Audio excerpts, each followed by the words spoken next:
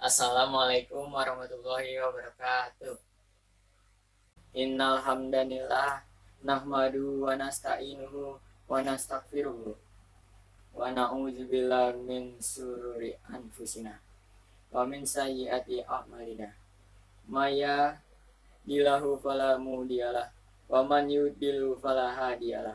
Asyhadu an la ilaha illallah wahdahu la syarikalah wa asyhadu anna Muhammadan abduhu wa rasuluh.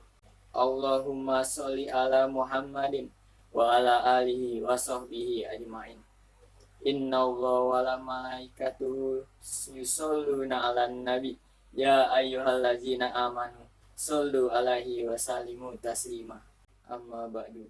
Penonton yang dirahmati Allah, yang insya Allah selalu berada dalam naungan rahmat Allah Subhanahu wa taala.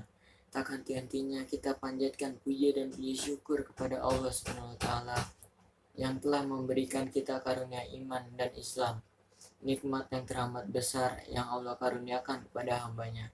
Semoga kita selalu mendapatkan hidayahnya serta berada dalam keadaan iman dan Islam hingga akhir hayat kita. Sebuah pujian yang hanya layak dimiliki oleh Allah.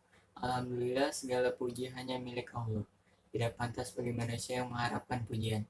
Tidak pantas bagi manusia untuk merasa berjasa, karena sejatinya segala pujian hanya miliknya semata. Dan khotib mengajak dirinya sendiri serta jamaah sekalian untuk terus menguatkan ketakwaan kepada Allah Subhanahu wa taala. Ya ayyuhallazina amanu taqullaha haqqa tuqatih wa la tamutunna illa wa antum muslimun. Artinya, hai orang-orang yang beriman, bertakwalah kepada Allah sebenar-benar takwa kepadanya, dan janganlah sekali-kali kamu mati melainkan dalam keadaan beragama Islam. Al-Quran Surat Ali Imran ayat 102. Dan tentunya salawat serta salam semoga selalu tercurah kepada Nabi Muhammad SAW serta keluarganya dan para sahabatnya. Hadirin yang dirahmati Allah, dalam khutbah yang singkat ini, mari kita merenung sejenak sejauh mana kita telah berbakti kepada orang tua kita, khususnya ibu kita. Kehadiran kita di dunia ini tidak dapat kita pungkiri adalah dengan sebuah pengorbanan yang sangat besar dari ibu kita. Dalam Al-Quran, Allah Subhanahu wa taala menggambarkan dalam surat Luqman ayat 14. Wa wasaina insana biwalidayhi hamalathu ummuhu wahman ala wahni wa fisaluhu fi amaini anisyukur liwalidayhi ilayyal masir. Dan kami perintahkan kepada manusia agar berbuat baik kepada kedua orang tuanya. Ibunya telah mengandungnya dalam keadaan lemah yang bertambah-tambah dan menyapihkan dalam usia 2 tahun. Bersyukurlah kepadaku dan kepada kedua orang tuamu. Hanya kepada aku kembalimu. Hadirin yang dirahmati Allah, dalam kesempatan khutbah ini kita akan melihat 3 peristiwa dari sekian banyak peristiwa yang menunjukkan betapa besar perhatian Islam terhadap ibu. Yang pertama adalah peristiwa saat Nabi Isa AS berbicara saat masih bayi. Sungguh adalah sebuah peristiwa yang sangat besar saat Allah menciptakan Nabi Isa AS tanpa seorang ayah untuk menunjukkan kebesaran Allah Subhanahu wa taala. Namun kelahiran Nabi Isa AS sempat mendatangkan tuduhan keji kepada Maryam.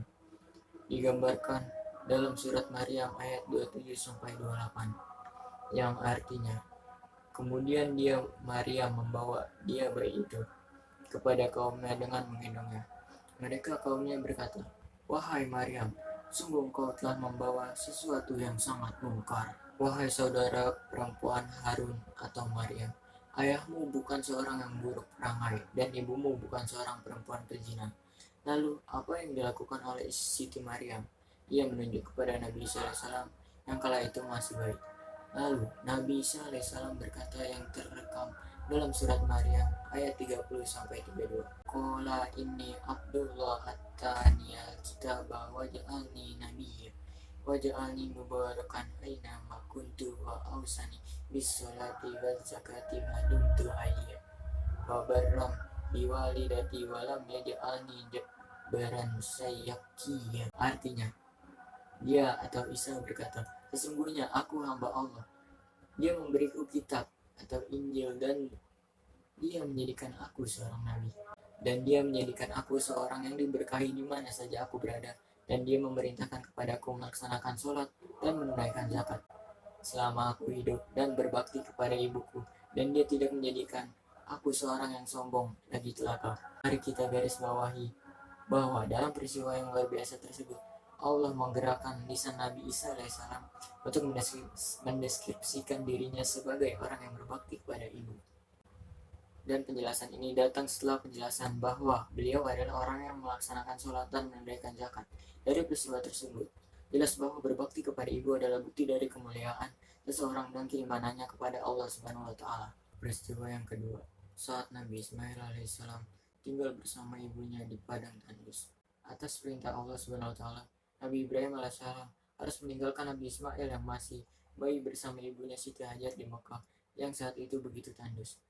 Siti Hajar bertanya kepada Nabi Ibrahim, apakah ini adalah perintah Allah?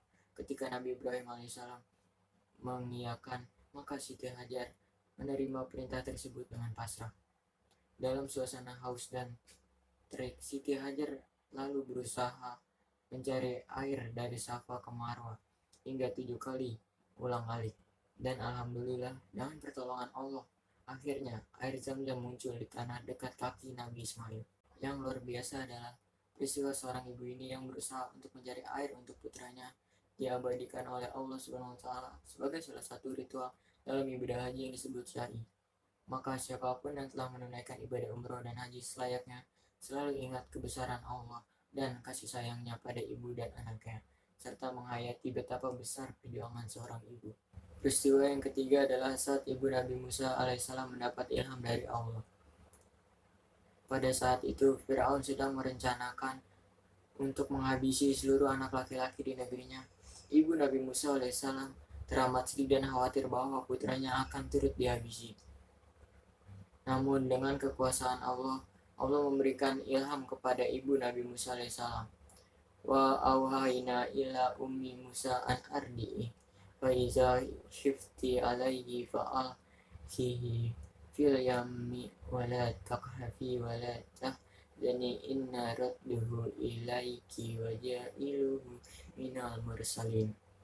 Artinya, dan kami ilhamkan kepada ibunya Musa, susuilah dia besar, dan apabila engkau khawatir terhadapnya, maka hanyutkanlah dia ke sungainya. Dan janganlah engkau takut dan jangan pula bersedih hati. Sesungguhnya kami akan mengembalikannya kepadamu dan menjadikannya salah seorang rasul. Al-Quran Surat Al-Qasas ayat 7. Akhirnya Nabi Musa alaihissalam dihanyutkan ke sungainya. Lalu ia ditemukan oleh istri Firaun, dan karena bayi tersebut tidak mau menyusu kepada siapapun, akhirnya Allah mengembalikan bayi tersebut ke pangkuan ibunya untuk disusui oleh ibunya. Kita lihat betapa sentral peranan ibu dari Nabi Musa alaihissalam dalam peristiwa tersebut, bahkan hingga Allah memberikan ilham padanya. Semua peristiwa tersebut sangat jelas menunjukkan betapa besar perhatian Islam kepada seorang ibu. Ibu begitu mulia kedudukannya, lebih berharga dari berlian. Dan dalam tingginya derajatnya itu, cinta ibu pada kita sungguh tak bertepi. Demikian khutbah pertama ini. Semoga Allah selalu memberi kita taufik dan hidayahnya. Aku qauli hadza wastaghfirullah innahu huwal ghafurur rahim. Alhamdulillahi wassalatu wassalamu ala rasulillahi nabiyina Muhammadin wa ala alihi wa sahbihi wa mawala wa asyhadu an la ilaha illallah wahdahu la syarikalah wa asyhadu anna Muhammadan abduhu wa rasuluh amma ba'du. Penonton yang dirahmati Allah, dalam khutbah pertama dari 3 peristiwa tadi sangat jelas betapa kedudukan ibu sangatlah tinggi dan menghormatinya adalah bukti keimanan kita dan tanda akan kemuliaan seseorang. Tentunya masih banyak lagi peristiwa agung lainnya dalam sejarah Islam yang menunjukkan keutamaan seorang ibu. Dalam kitab Sahih Muslim diriwayatkan oleh Abu Hurairah, seorang sahabat bertanya kepada Rasulullah SAW, siapa yang paling berhak untuk aku berbakti?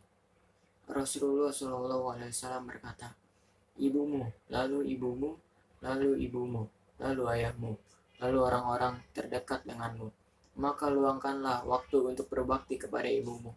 Bahkan jadikanlah itu menjadi prioritas waktumu. Jadikanlah berbakti kepada ibu sebagai kesempatan untuk meraih ridhonya dan mendapatkan utamaan pahalanya. Asyhadu an la ilaha illallah wahdahu la syarikalah wa asyhadu anna Muhammadan abduhu wa rasuluh ad-da'i ila ridwani. Allahumma sholli ala sayyidina Muhammadin wa ala alihi wa sahbihi wa sallim tasliman katsira. Amma ba'du. Fa ya ayyuhan nas ittaqullaha fima amara wantahu amma naha. Qala ta'ala innallaha wa malaikatahu yusholluna 'alan nabi ya ayyuhallazina amanu shollu 'alaihi wa sallimu taslima. Allahumma sholli ala sayyidina Muhammadin sallallahu alaihi wasallam wa ala ali sayyidina Muhammad wala an baqiyati sahabati wattabi'ina tabi'ina lahum bi sanin illa yaumiddin warda anna mahum bi rahmatika ya arhamar rahimin. Allahumma ighfir lil mu'minina wal muslimat wal mu'minat wal muslimat ahya minhum wal amwat innaka sami'un qaribun mujibud da'wat. Rabbana zalamna anfusana wa illam taghfir lana wa tarhamna lanakunanna minal khasirin. Rabbana atina fid dunya hasanah wa fil akhirati hasanah wa qina azabannar. Walhamdulillahi rabbil alamin. Ibadallah, innallaha ya'murukum bil adli wal ihsan wa taizil qurba wa yanha 'anil fahsai wal munkar wal baghi ya'izukum la'allakum tadhakkarun. Wazkurullaha bima yazkurkum washkuruhu ala ni'ami yazikum waladzikrullahi akbar. Aqimus shalah. Demikian khutbah singkat ini, semoga dapat bermanfaat bagi kita semua. Inti dari khutbah singkat ini adalah mengajak kita untuk berbakti kepada ibu kita dan memprioritaskan waktu kita untuk berbakti pada ibu kita. Wassalamualaikum warahmatullahi wabarakatuh.